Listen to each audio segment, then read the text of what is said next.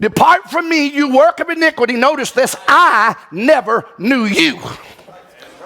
So it's good that we testify that we know him, but it's so much better when he testifies that he knows us. Amen.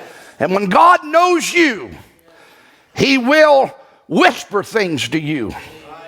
Sitting here, Brother Perky, that woman sitting next to you knows things that there ain't another woman this church knows about you.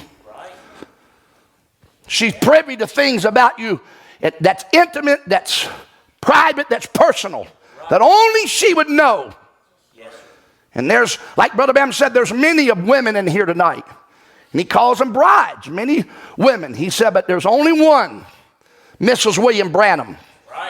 There's many churches, bride churches, but there's only one Mrs. Jesus Christ. And to her, he tells things about himself he would tell to nobody else.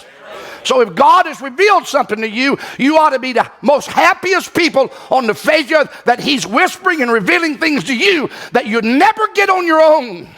It comes by divine revelation.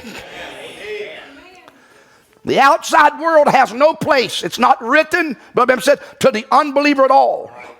I'm telling you that God has blessed us with how many? All spiritual blessings in heavenly places in Christ Jesus. So I want to tell you, in Christ, you ain't poor. You ain't just getting by. You ain't just struggling. You ain't hoping to have a meal. I'm telling you, in Christ, we have everything that we'll ever need.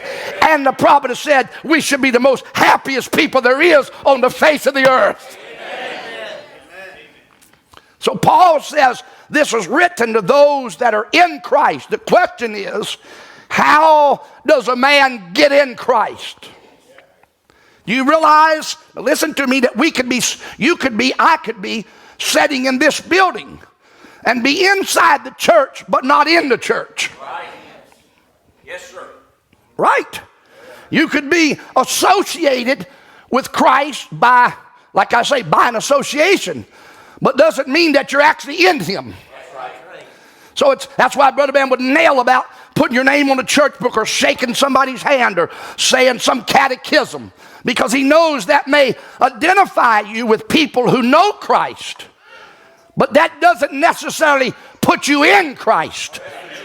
It's not enough to know about him. You got to know him. And then you got to be known of him.